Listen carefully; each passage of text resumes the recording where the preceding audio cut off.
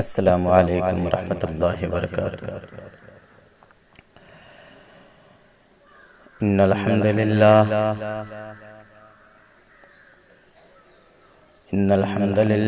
نحمده ونستعینه ونستغفره ونعوذ باللہ من شرور انفسنا ومن سیئات اعمالنا،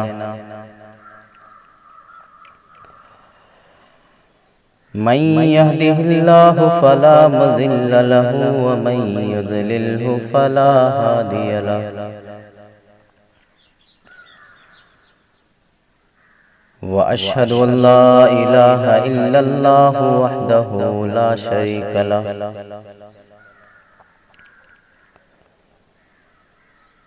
وأشهد أن محمدا عبده ورسوله،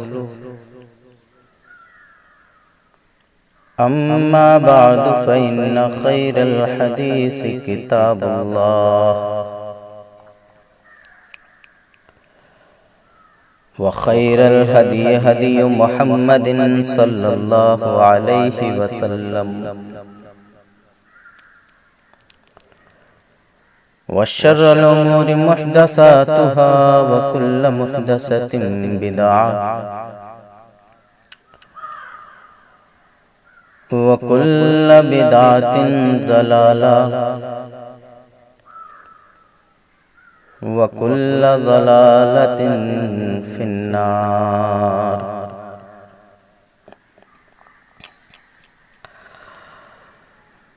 أعوذ بالله السميع العليم من الشيطان الرجيم،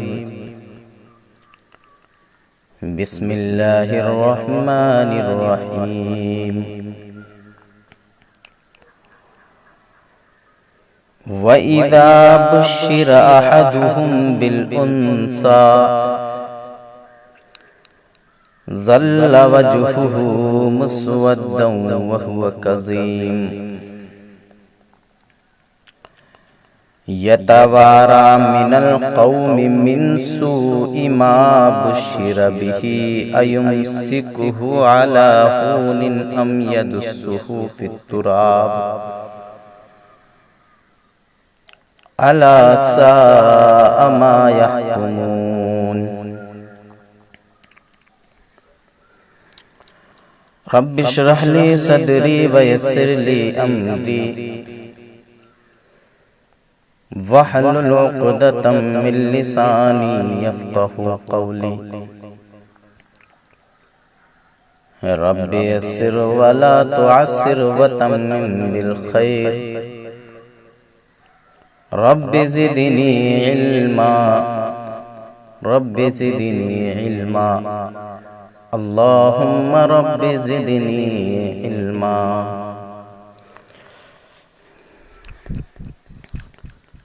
قابل قدر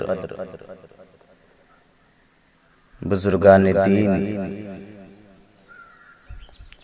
اسلامی ماؤں اور بہنوں، تمام قسم کی تعریف،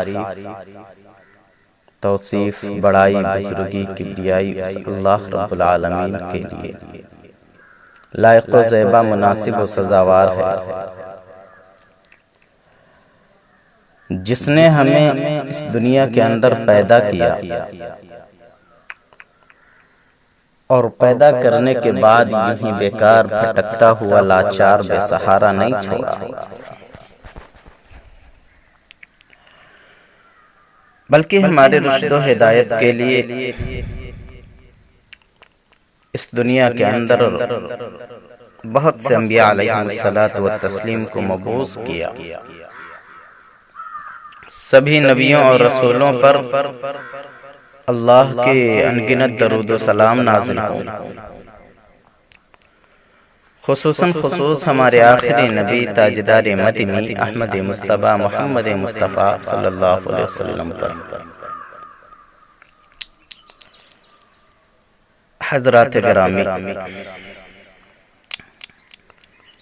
آج جس موضوع کو میں لے کر حاضر ہوا، جس موضوع پر گفتگو کرنا چاہتا ہوں، وہ میرا موضوع ہے اسلام میں خواتین کا مقام اور پردہ۔ برادران اسلام، مغربی ذرائع ابلاغ اور مغرب زدہ افراد اور تنظیموں کی طرف سے مسلسل یہ پروپیگنڈا کیا جا رہا ہے کہ اسلام نے عورتوں کو کچھ نہیں دیا، بلکہ اسے اس کی بنیادی حقوق سے محروم کر دیا۔ حالانکہ یہ ایک محض جھوٹ ہے جس کی کوئی حقیقت نہیں ہے، کیونکہ عورت کو جو مقام اسلام نے دیا ہے وہ اسے کسی دوسرے مذہب سے نہیں ملا۔ جو مقام عورتوں کو اسلام نے دیا ہے اسے کسی اور مذہب نہیں دے سکتا ہے۔ تو آئیے ان کے اس جھوٹے دعوے کا جائزہ لیں اور سب سے پہلے جاہلیت کے زمانے کی عورت اور خاتون اسلام کے درمیان موازنہ کر لیں، تاکہ یہ بات اچھی طرح سے واضح ہو جائے کہ پہلے زمانے میں عورتوں کو کتنا حقیر سمجھا جاتا تھا، یا عورتیں کتنی حقیر سمجھی جاتی تھی، اور اسلام نے اسے کتنا بلند مقام عطا کیا۔ جاہلیت میں لڑکی کا وجود عار تصور کیا جاتا اور اسے زندہ درگور کر دیا جاتا۔ یہ زمانے جاہلیت میں عورتوں کا مقام تھا۔ اللہ تبارک و تعالی فرماتا ہے وَإِذَا بُشِّرَ أَحَدُهُمْ بِالْأُنثَىٰ، اور ان میں سے کسی کو جب لڑکی کی خوشخبری دی جاتی، جب انہیں بتایا جاتا کہ تمہارے گھر میں لڑکی پیدا ہوئی ہے، تمہارے گھر میں بیٹی پیدا ہوئی ہے، ظَلَّ وَجْهُهُ مُسْوَدًّا وَهُوَ كَظِيمٌ، تو اس کا چہرہ سیاہ ہو جاتا ہے، اس کے چہرے کا رنگ اڑ جایا کرتا ہے، اس کے چہرے پر سیاہی طاری ہو جاتی، یتوارا من القوم من سوء ما بشر به ایمسکہ علی ہون ام یدسہ فی التراب، اور دل ہی دل میں گھٹنے لگتا ہے جو بری خبر اسے دی گئی ہے، اس کی وجہ سے لوگوں سے منہ چھپائے پھرتا ہے، سوچتا ہے کہ کیا اس کو ذلت و رسوائی کے باوجود اپنے پاس رکھے یا اسے مٹی میں دبا دے۔ الا ساء ما یحکمون، آہ کیا ہی برے فیصلے کرتے ہیں۔ اس آیت میں اللہ تبارک و تعالی نے زمانے جاہلیت کے لوگوں کی حالت کو بیان فرمایا ہے کہ ان میں سے کسی شخص کو جب اس کے گھر میں بیٹی پیدا ہونے کی خبر دی جاتی تو اس کا چہرہ کالا سیاہ ہو جاتا، اور وہ مارے شرم کے لوگوں سے چھپتا پھرتا اور غم میں نڈھال ہو کر سوچتا رہتا کہ اب اس لڑکی کے وجود کو ذلت و رسوائی کے ساتھ برداشت کر لے یا اسے زندہ درگور کر دے، مار دے، قتل کر دے، کیا کرے۔ یہ سوچا کرتے تھے وہ لوگ۔ امام بغوی رحمہ اللہ کہتے ہیں عرب میں یہ رواج عام تھا کہ جب کسی کے گھر میں بیٹی پیدا ہوتی اور وہ اسے زندہ باقی رکھنا چاہتا تو اسے اونی جبہ پہنا کر، یعنی اپنی عزت بچانے کے لیے اسے اونی جبہ پہنا کر اونٹوں اور بکریوں کو چرانے کے لیے کہیں دور دراز بھیج دیتا، اور اگر اسے مارنا چاہتا، جب کوئی اسے مارنا چاہتا تو وہ جب 6 سال کی ہو جاتی تو وہ پہلے کسی جنگل میں جا کر ایک گڑھا کھودتا، پھر گھر آ کر اپنی بیوی سے کہتا کہ اسے خوب اچھا لباس پہنا دو، تاکہ وہ اسے اس کے ننھال یا اس کے دادی دادا سے ملا لائے۔ پھر جب اس گڑھے کے قریب پہنچتا ہے تو اسے کہتا ہے اس گڑھے کے اندر دیکھو، یعنی وہ باپ اپنی بیٹی سے کہتا ہے کہ بیٹی اس گڑھے کے اندر دیکھو کیا ہے اس میں۔ وہ معصوم سی بچی جب اسے دیکھنے کے لیے جھکتی ہے، چنانچہ وہ اسے دیکھنے کے لیے جب جھکتی ہے تو یہ بے رحم باپ، پتھر دل باپ اپنے ہاتھوں سے یا اپنے پیروں سے دھکے دے کر اسے اس کے اندر گرا دیتا ہے، اور جب اس میں گر جاتی پھر اس کے بعد یہ اس کے اوپر مٹی ڈال دیا کرتا تھا۔ یہ تھا زمانے جاہلیت میں کسی عورت کا مقام کہ اس کا وجود ہی عار تصور کیا جاتا اور اسے زندہ درگور کر دیا جاتا، جبکہ اسلام نے گھر میں بیٹی کی پیدائش کو باعث برکت قرار دیا اور اسے زندہ درگور کرنا حرام کر دیا۔ اللہ کے نبی جناب محمد رسول اللہ صلی اللہ علیہ وسلم فرماتے ہیں ان اللہ حرم علیکم، کہ بے شک اللہ نے تم پر حرام کر دیا ہے۔ کیا کہا؟ ان اللہ حرم علیکم، کہ بے شک اللہ نے تم پر حرام کر دیا۔ کیا حرام کیا؟ عقوق الامہات ووعد البنات، ماؤں کی نافرمانی کرنا اور بیٹیوں کو زندہ درگور کرنا حرام کر دیا۔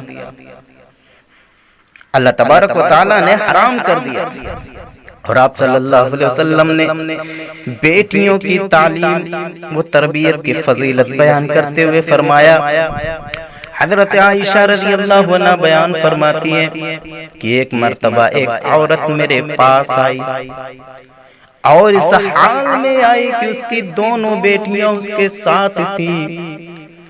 اور وہ سوال کر رہی ہے مجھ سے کسی چیز کے کھانے کی سوال کر رہی ہے کہ عائشہ اگر کچھ تمہارے پاس کوئی چیز ہو کھانے کے لیے تو وہ مجھے دے دو، میری بچیاں بھوکی ہیں۔ حضرت عائشہ رضی اللہ عنہ بیان فرماتی ہے کہ اس وقت میرے پاس صرف ایک ہی کھجور تھا، میں اسے اٹھا کر کے اس عورت کو دے دی، اور وہ عورت اس کھجور کے 2 ٹکڑے کرتی ہے، 2 حصوں میں تقسیم کرتی ہے، اور ان دونوں کو اپنی دونوں بیٹیوں میں تقسیم کر دیتی ہے اور خود نہیں کھاتی، اور اس کے بعد یہ عورت اٹھ کر چلی جاتی ہے۔ جب اللہ کے نبی جناب محمد رسول اللہ صلی اللہ علیہ وسلم میرے پاس آتے ہیں، تشریف لاتے ہیں، تو میں ان سے یہ سارا ماجرا کہہ سناتی ہوں،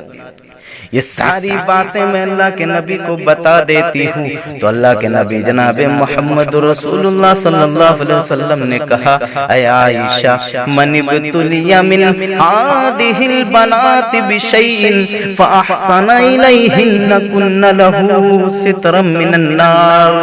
کہ جس شخص کو ان بیٹیوں کی وجہ سے کسی طرح آزمائش میں ڈالا جاتا ہے، یعنی یہ بیٹیاں آزمائش ہیں، اللہ کے نبی بیان فرماتے ہیں جس شخص کو ان بیٹیوں کی وجہ سے کسی طرح آزمائش میں ڈالا جاتا ہے پھر وہ ان سے اچھائی کرتا ہے، کن لہ سترا من النار، تو یہ بیٹیاں اپنے والدین کے لیے جہنم سے پردہ بن جائیں گی، یعنی اسے جہنم میں جانے نہیں دیں گی اپنے باپ کو۔ اس حدیث میں اچھائی سے مراد کیا ہے؟ اس حدیث میں اچھائی سے مراد ہر قسم کی اچھائی ہے، یعنی اس کی پرورش اچھی طرح سے کرے، اس سے اچھا سلوک کرے، اور اس کی تعلیم و تربیت کا اہتمام اچھے انداز سے کرے۔ پھر جب وہ جوان ہو جائے، بالغ ہو جائے، تو اس کی شادی کے لیے دیندار خاوند کا انتخاب کرے۔ جب یہ ساری چیزیں ان ساری چیزوں کو جب وہ ادا کر دے گا، بیٹی کے ساتھ اس طرح سے پیش آئے گا، تب پھر اللہ کے نبی نے کہا کن لہ سترا من النار، کہ ایسی بیٹیاں اپنے باپ کے لیے جہنم سے پردہ بن جائیں گی۔ لیکن آج کل کیا ہوتا ہے کہ جب بیٹے کا انٹرویو لیا جاتا ہے شادی والے لڑکے کا، تو باپ سے پوچھتے ہیں کہ یہ نمازی ہے یا نہیں۔ اگر باپ کہہ دے کہ ہاں نمازی ہے تو ماشاءاللہ بہت اچھی بات ہے، لیکن اگر کہہ دے کہ نماز نہیں پڑھتا تو بولیں گے جانے دو یار، کہاں آج کے لڑکے نماز پڑھتے ہیں۔ پھر دوسرا سوال کریں گے روزہ رکھتا ہے کہ نہیں رکھتا ہے۔ اگر بول دیے ہاں رکھتا ہے تو اچھی بات ہے، اگر کہہ دیے نہیں رکھتا ہے تو کہیں گے کہ کون سے لڑکے آج روزہ رکھتے ہیں۔ یہ تو عام بات ہو گئی، چلو چھوڑو جانے دو۔ یعنی انہیں اگر اس کے اندر دینداری نہیں ہے تو اس سے کوئی مطلب نہیں۔ پھر جو اہم سوال ہوگا ان کا روزی کے تعلق سے کہ لڑکا کرتا کیا ہے، کماتا کیا ہے۔ اگر باپ بول دے 40,000 50,000 یا 1,00,000 روپیہ مہینہ کما رہا ہے، تو لڑکی والے صاحب بولیں گے ہم خوش قسمت ہیں جو آپ جیسا رشتہ ملا ہمیں، ہم خوش قسمت ہیں جو آپ مل گئے۔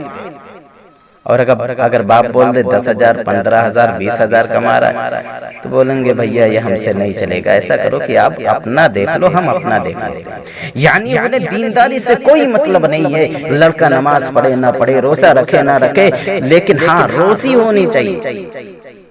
کمانا چاہیے، چاہے وہ حلال طریقے سے روزی کمائے یا پھر حرام طریقے سے روزی کمائے۔ جو اہم مسئلہ ہے ان کے نظر میں، وہ سب سے اہم مسئلہ یہی ہے کہ کمانا چاہیے، چاہے وہ دیندار ہو یا نہ ہو۔ تو اس کے لیے اللہ کے نبی نے نہیں کہا کن لہو سترا من النار، بلکہ ان کے لیے یہ بشارت دی ہے جو اس کے ساتھ اچھائی کرے، اس کی تعلیم و تربیت کا اہتمام کرے، اس کی پرورش اچھی طرح سے کرے، اور جب وہ جوان ہو جائے، بالغ ہو جائے، تب اللہ کے نبی نے کہا اس کے لیے دیندار خاوند کا انتخاب کرے۔ پھر اللہ کے نبی نے یہ خوشخبری دی کن لہو سترا من النار، کہ ایسی بیٹیاں اپنے باپ کے لیے، اپنے والدین کے لیے جہنم سے پردہ بن جائیں، اپنے والدین کو جہنم میں جانے نہیں دیں۔ محترم حضرات، یہ بیٹی کی تعلیم و تربیت کی فضیلت تھی۔ اب آئیے دیکھتے ہیں کہ عورت اگر ماں ہو تو اسلام نے کیا حکم دیا۔ عورت اگر ماں ہو تو اسلام نے اس کے ساتھ بھی حسن سلوک کرنے کی ترغیب دی ہے، حسن سلوک کرنے کا حکم دیا ہے۔ میرے بھائیوں، آج اسلام نے جب حکم دے دیا کہ اپنے والدین کے ساتھ حسن سلوک کرو، تو آج اس دور میں 100 میں 50% مائیں ایسی ہیں جو اپنے بیٹے کی پیدائش والے دن پر لعنت بھیج رہی ہیں، اپنے بیٹے کی پیدائش پر آنسو بہا رہی ہے، اور وہ یہ سوچ رہے دل میں کہ کاش میں بچپن میں ہی اپنے بیٹے کا گلا دبا دیتی تو آج مجھے یہ ساری چیزیں دیکھنے نہ پڑتی۔ یعنی اگر میں اپنے بیٹے کو مار دیتی تو آج مجھ پر ظلم نہ کیا جاتا، آج مجھ کو ستایا نہیں جاتا۔ یہ کیوں کہہ رہی ہیں؟ کیونکہ یہ اولاد کی نافرمانیوں کی وجہ سے آج بیٹا ماں باپ کو مار رہا ہے، اسے گالی دے رہا ہے، گھر سے باہر کر رہا ہے کہ تمہارا اس گھر میں کوئی حق نہیں ہے، تمہیں زندہ رہنے کا کوئی حق نہیں ہے۔ میرے بھائیوں، اللہ تبارک و تعالی نے قرآن مجید میں جہاں جہاں اپنے حقوق کو ذکر کیا ہے، اکثر جگہوں پر اپنے حقوق کے بعد فوراً ماں باپ کے حقوق کا ذکر کیا، والدین کا حقوق کا ذکر کیا۔ اللہ تبارک و تعالی فرماتا ہے وَاعْبُدُوا اللَّهَ وَلَا تُشْرِكُوا بِهِ شَيْئًا وَبِالْوَالِدَيْنِ إِحْسَانًا، کہ اللہ کی عبادت کرو، اس کے ساتھ کسی کو شریک نہ کرو، اور اپنے والدین کے ساتھ اچھا سلوک کرو، حسن سلوک کرو۔ یعنی اس سے لڑو نہیں، جھگڑو نہیں، یہاں تک کہ اسے اف تک نہ بولو۔ دوسری جگہ اللہ تبارک و تعالی فرماتا ہے وَقَضَىٰ رَبُّكَ أَلَّا تَعْبُدُوا إِلَّا إِيَّاهُ وَبِالْوَالِدَيْنِ إِحْسَانًا، کہ آپ کے رب نے فیصلہ کر دیا کہ اس کے علاوہ کسی کی عبادت نہ کرو اور والدین کے ساتھ اچھا سلوک کیا کرو۔ یعنی اللہ تبارک و تعالی نے قرآن مجید میں جہاں جہاں اپنے حقوق کو ذکر کیا ہے، فوراً بعد والدین کے حقوق کو ذکر کیا ہے، اکثر جگہوں پر، کہ والدین کے ساتھ حسن سلوک کرو، اچھا سلوک کرو، انہیں کبھی اونچے انداز سے نہ ان کے سامنے پیش آؤ، جب بھی دیکھو تو شفقت کی نظروں سے دیکھو۔ اللہ کے نبی جناب محمد رسول اللہ صلی اللہ علیہ وسلم سے ایک شخص نے سوال کیا کہا؟ اے اللہ کے رسول، میرے حسن سلوک کا سب سے زیادہ مستحق کون ہے؟ سوال کر رہے ہیں صحابی رسول اللہ کے نبی صلی اللہ علیہ وسلم۔ تو اللہ کے نبی صلی اللہ علیہ وسلم نے فرمایا امک، تیری ماں، اس نے پھر سوال کیا ثم من یا رسول اللہ صلی اللہ علیہ وسلم، اے اللہ کے رسول پھر کون؟ تو پھر اللہ کے نبی صلی اللہ علیہ وسلم نے فرمایا امک تیری ماں۔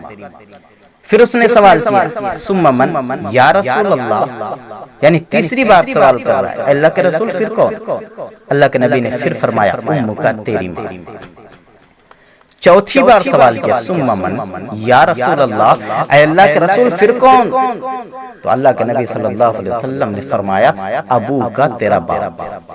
یعنی باپ سے 3 درجہ بلند کر دیا ہے اسلام نے ماں کا درجہ۔ میرے محترم بھائیوں، بیٹی کی تعلیم و تربیت کی فضیلت ہو گئی، اور عورت اگر ماں ہو تو اس کے ساتھ کیا سلوک کیا جائے یہ بھی بتا دیا گیا۔ اب آئیے دیکھتے ہیں عورت اگر بیوی ہو تو اسلام نے کیا حکم دیا۔ اللہ کے نبی جناب محمد رسول اللہ صلی اللہ علیہ وسلم نے فرمایا کہ عورت اگر بیوی ہو تو اس کے ساتھ بھی انصاف کرو، یعنی جو تم کھاتے ہو وہی اپنی بیوی کو بھی کھلاؤ، جو پہنتے ہو اپنے بیوی کو بھی پہناؤ۔ تو میرے بھائیوں، اس کا غلط مطلب مت نکالنا کہ ہم پینٹ شرٹ پہن رہے ہیں تو اپنی بیوی کو بھی پینٹ شرٹ پہنائیں، ایسا نہیں ہے، بلکہ اسلام نے یہ حکم دیا کہ جب تم کوئی نیا لباس خریدتے ہو تو تمہارے لیے یہ ضروری ہے کہ تم اپنی بیوی کے لیے بھی اچھا لباس خریدو، نیا لباس خریدو۔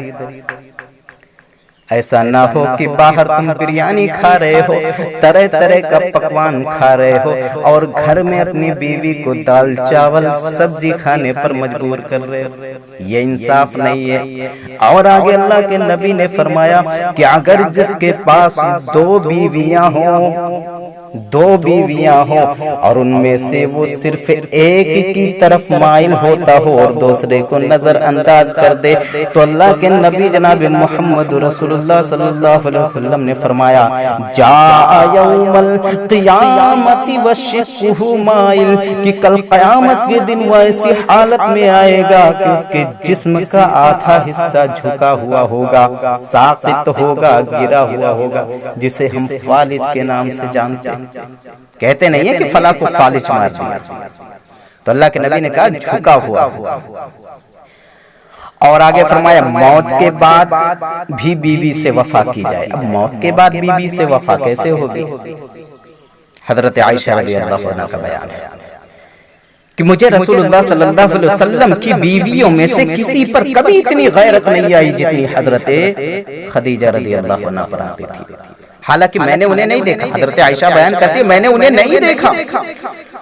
لیکن رسول اللہ صلی اللہ علیہ وسلم اکثر و بیشتر اس کا تذکرہ کرتے رہتے کہ حضرت خدیجہ ایسی تھیں، ان کے اخلاق اتنے اچھے تھے، انہوں نے دین کی خاطر یہ چیزیں قربان کر دی، اور بعض اوقات بکری ذبح کرتے تو اس کے گوشت کے کچھ ٹکڑے کو حضرت خدیجہ رضی اللہ عنہا کے سہیلیوں میں بھی بھیجا کرتے، اللہ کے نبی بھیجا کرتے۔ اس پر حضرت عائشہ رضی اللہ عنہا بیان فرماتی ہیں کہ اس پر میں کبھی کبھی یہ بھی کہہ دیتی کہ شاید دنیا میں اور کوئی عورت ہی نہیں ہے سوائے حضرت خدیجہ رضی اللہ عنہا۔ تو اللہ کے نبی صلی اللہ علیہ وسلم مسکراتے اور کہتے اے عائشہ میری اولاد بھی اسی سے ہوئی ہے۔ اللہ کے نبی صلی اللہ علیہ وسلم حضرت خدیجہ کے فضائل ذکر کرتے اور کہتے ہیں عائشہ میری اولاد بھی اسی سے ہوئی ہے۔ برادران اسلام، بیٹی، ماں اور بیوی کے حقوق کے متعلق قرآن و حدیث کے جو نصوص ہم نے ذکر کی ہے، ایک طرف انہیں سامنے رکھیں اور دوسری جانب زمانے جاہلیت کی عورتوں کے حالات کو بھی مد نظر رکھیں، تو اس سے آپ کو بخوبی اندازہ ہو جائے گا کہ اسلام نے عورتوں کو معاشرے میں کتنا بڑا مقام دیا ہے، کتنا بلند مقام دیا ہے، اور اس کی کس طرح سے تکریم اور عزت افزائی کی ہے۔ محترم حضرات، اب دیکھیے اسلام نے عورتوں کو معاشرے میں اونچا مقام عطا کر دیا۔ جب اونچا مقام عطا کر دیا تو ظاہر سی بات ہے کہ جب کوئی انسان کسی اونچے عہدے پر فائز ہو جاتا ہے جب وہ بڑے پوسٹ پر پہنچ جاتا ہے تو آس پاس کے لوگوں کو اس سے حسد ہونے لگتی ہے، لوگ اس سے حسد کرنے لگتے ہیں، اس سے جلنے لگتے ہیں، تو وہ لوگ اسے ذلیل کرنے کی کوشش کرتے ہیں، اسے رسوا کرنے کی کوشش کرتے ہیں۔ اسی لیے اسلام نے عورتوں کی عزت و حرمت کو بچانے کے لیے، اس کی حفاظت کے لیے اور اسے مریض دل قسم کے لوگوں کی شر سے بچانے کے لیے اسلام نے چند قوانین مقرر کیے گئے۔ سیکیورٹی لگا دی ہے اسلام نے کہ عورتیں اسی وقت محفوظ ہو سکتی ہیں جب وہ اس سیکیورٹی کے ساتھ رہیں۔ یعنی جو میں نے قوانین مقرر کر دیے، اسلام نے جو قوانین مقرر کر دیے، ان قوانین پر عمل کرتے ہوئے اگر عورتیں زندگی گزاریں گی تو ہی وہی عورتیں اپنے آپ کو محفوظ سمجھ سکتی ہیں، وہی عورتیں اپنے آپ کو محفوظ رکھ سکتی ہیں۔ اب ان قوانین کو ذکر کرنے سے پہلے میں اسلامی ماں اور بہنوں کو یہ یاد دلا دوں کہ دنیا اور آخرت میں ان کی بھلائی دین اسلام کی تعلیمات پر عمل کرنے میں ہے، اس کے علاوہ کسی پر نہیں۔ اور اسی طرح مسلمان بھائیوں کو بھی یاد دلا دوں کہ وہ اپنے گھر والوں کے ذمہ دار ہیں اور قیامت کے روز ان سے سوال کیا جائے گا۔ اللہ کے نبی نے فرمایا کلکم راع و کلکم مسئول عن رعیتی، کہ تم میں سے ہر شخص ذمہ دار ہے اور ہر شخص سے اس کی ذمہ داری کے بارے میں سوال کیا جائے گا۔ وقت کا حکمران ذمہ دار ہے، اللہ رب العالمین اس سے اس کی ذمہ داری کے بارے میں سوال کرے گا۔ آدمی اپنے گھر والوں کا ذمہ دار ہے، اس سے بھی سوال کیا جائے گا۔ عورت اپنے خاوند کے گھر والوں کی ذمہ دار ہے، اس سے بھی اللہ تبارک و تعالی سوال کرے گا۔ کلکم راع وکلکم مسئول عن رعیتی، کہ تم میں سے ہر شخص ذمہ دار ہے اور ہر شخص سے اس کی ذمہ داری کے بارے میں سوال کیا جائے گا۔ اللہ تبارک و تعالیٰ پوچھے گا اے فلاں میں نے تجھے ذمہ دار بنایا تھا، تو نے کس طرح سے اپنی ذمہ داری نبھائی؟ میرے بھائیوں، آج ہم اگر گھر کا ایک فرد یعنی باپ یا بیٹا یا پھر بھائی نماز پڑھتا ہے، لیکن کسی کو اتنی توفیق نہیں ہوتی کہ وہ اپنے گھر میں اپنی بیوی، اپنی ماں اور اپنی بہن یا بیٹیوں کو بھی یہ حکم دے کہ وہ بھی نماز پڑھیں۔ آج ہم جس لاڈ و پیار سے اسے پال رہے ہیں، جو عورتیں تمہارے نام کی تعریفیں کر رہی ہیں معاشرے میں کہ میرا بھائی ایسا ہے، میرا باپ ایسا ہے، میرا بیٹا ایسا ہے، اتنے اچھے اخلاق کا حامل ہے، تو میرے بھائیوں یہی عورت قیامت کے دن تمہارا گریبان پکڑ کر بولیں گی اے رب العالمین یہ میرا بھائی تھا، میرا باپ تھا، میرا شوہر تھا، میرا بیٹا تھا، اے رب العالمین یہ دنیا میں نماز پڑھتا تھا، روزہ رکھتا تھا، لیکن کبھی بھی اسی نے ہمیں روزہ رکھنے کا حکم نہیں دیا، کبھی نماز پڑھنے کا حکم نہیں دیا۔ اور یہاں تک کہ جن بے حیائی پردوں کو، جن لباس جو فیشنی لباس ہوا کرتے تھے، جس لباس کو میں ان سے منگواتی تھی، وہ کبھی یہ نہیں کہتا کہ میری ماں، میری بیٹی، اے میری بہن اس پردے میں بے حرمتی ہے۔ یہ پردہ بے پردگی ہے۔ اسلام نے ایسے پردے سے منع کیا ہے، اسلام نے ایسے لباس سے منع کیا ہے، لہذا تم اس لباس کو نہ پہنا کرو۔ کبھی اس نے نہیں کہا، بلکہ جو میں نے حکم دیا وہ فوراً لا کر میرے سامنے حاضر کر دیا۔ یہی شکایت کریں گے اللہ تبارک و تعالیٰ سے۔ پھر اللہ تبارک و تعالیٰ اس عورت کے ساتھ ساتھ اس شخص کو بھی جہنم میں داخل کر دے گا۔ میرے بھائیوں ذرا سوچو، غور کرو کہ یہ تمہاری نماز کیا فائدہ دے گی؟ تمہارے روزے کچھ کام کے نہیں آئیں گے جب تم اپنے حقوق کو ادا نہیں کر پاؤ گے، اپنی ذمہ داریاں صحیح سے نبھا نہیں پاؤ گے۔ آج بیوی جیسا برقع منگواتی ہے، کہتی ہے کہ خاوند سے کہ میرے سرتاج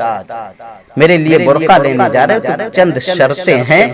انہی شرطوں کے مطابق میرا برقع آنا چاہیے ورنہ میں جلا دوں گی، اسے پہنوں گی نہیں۔ شوہر پوچھتا ہے کہ کیسا برقع ہونا چاہیے، فرمائش کرو، تو وہ کہتی ہے کہ میرا برقع ایسا ہونا چاہیے کہ جب میں اسے پہن کر چلوں تو وہ زمین میں نہ رگڑے، اور دوسری شرط یہ ہے کہ وہ زیادہ چوڑا نہ ہو، کیونکہ چلنے میں کبھی کبھار پاس والی چیزوں میں برقع پھنس جایا کرتا ہے، اس لیے چوڑا نہیں ہونا چاہیے، میرے جسم سے چپکا ہوا ہونا چاہیے۔ اور ایک شرط یہ ہے کہ برقع موٹے کپڑے والا نہیں ہونا چاہیے، باریک کپڑے والا ہونا چاہیے، کیونکہ گرمیوں کے موسم میں جسم میں کھجلاہٹ پیدا ہونے لگتی ہے، لہذا باریک لے کر آنا، اور ہاتھ کا داستانہ آتا ہے اسے نہیں لے کے آنا، اسے ہم نہیں پہنیں گے،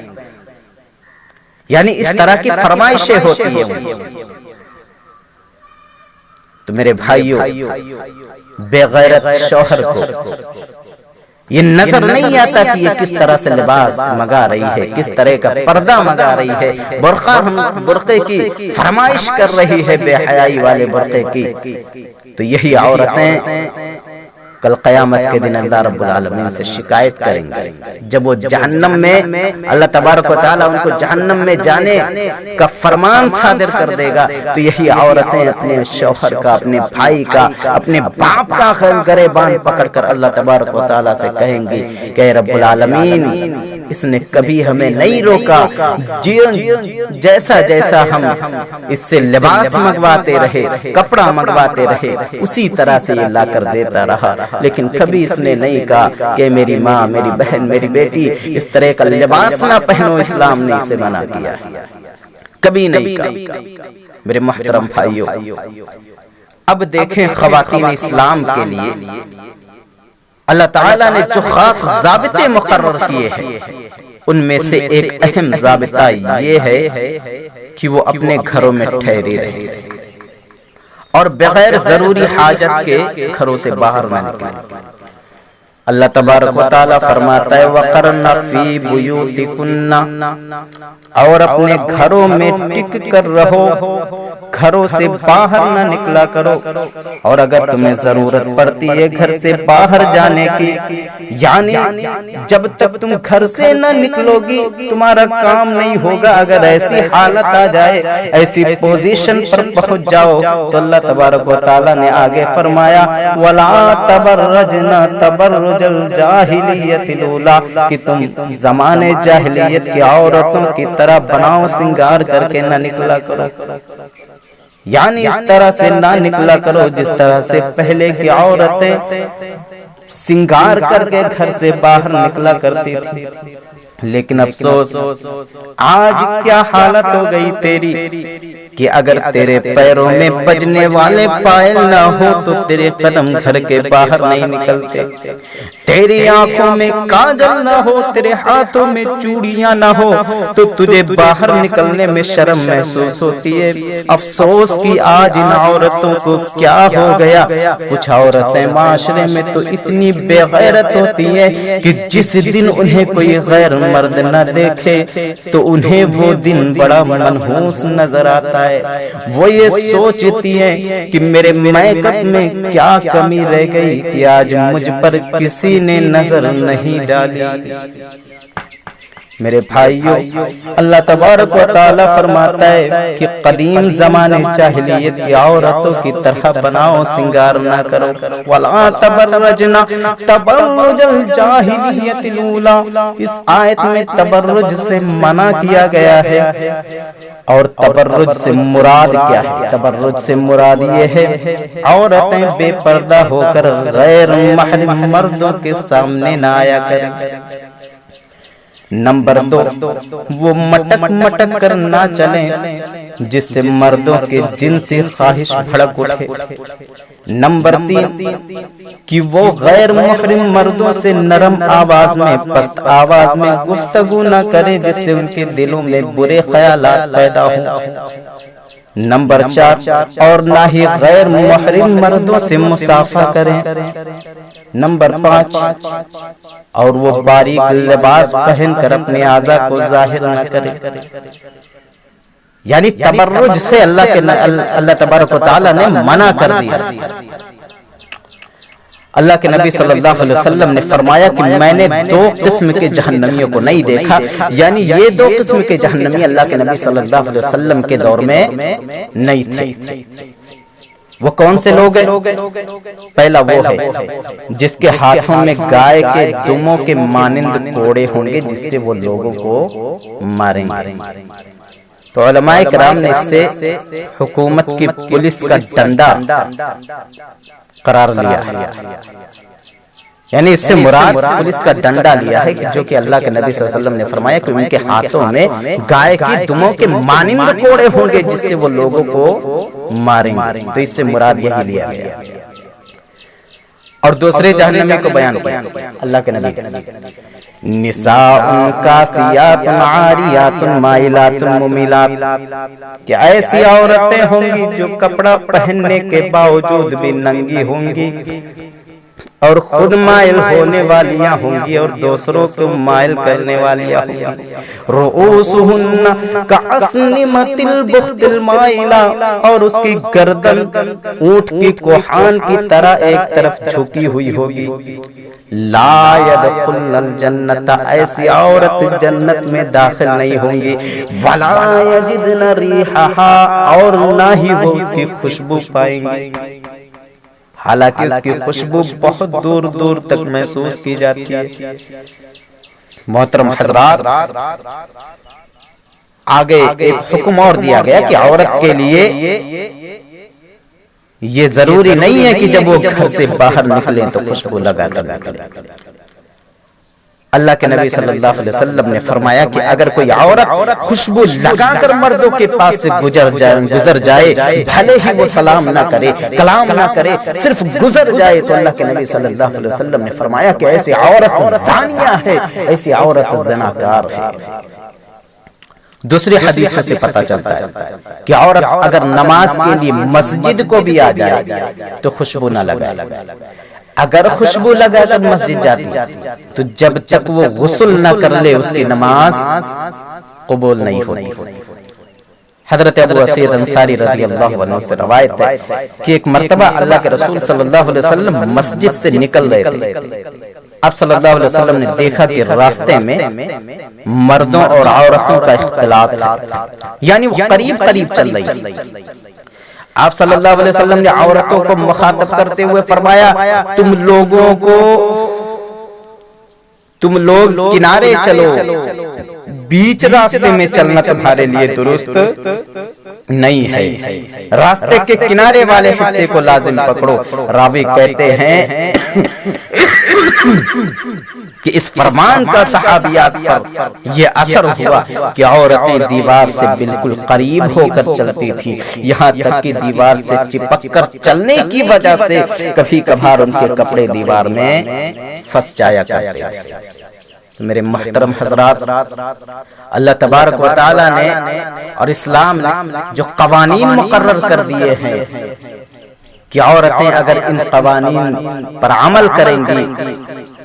تو ہی وہ عورتیں محفوظ رہ سکیں۔ اللہ تبارک و تعالی نے فرمایا وَقَرْنَ فِي بُيُوتِكُنَّ وَلَا تَبَرَّجْنَ تَبَرُّجَ الْجَاهِلِيَّةِ الْأُولَىٰ، کہ تم زیادہ تر اپنے وقت کو گھروں میں گزارا کرو، ہاں اگر تمہیں ضرورت پڑتی ہے باہر جانے کے لیے تو اللہ کے نبی نے فرمایا وَلَا تَبَرَّجْنَ تَبَرُّجَ الْجَاهِلِيَّةِ الْأُولَىٰ، کہ تم زمانے جاہلیت کی عورتوں کی طرح بناؤ سنگار کر کے نہ نکلا کرو۔ آخر میں دعا ہے الہ العالمین سے کہ اے رب العالمین ہم تمام مسلمانوں کو اللہ کے نبی صلی اللہ علیہ وسلم کے بتائے ہوئے راستے پر چلنے کی توفیق عطا فرما، آمین ثم آمین، تقبل یا رب العالمین۔ والسلام علیکم ورحمۃ اللہ وبرکاتہ۔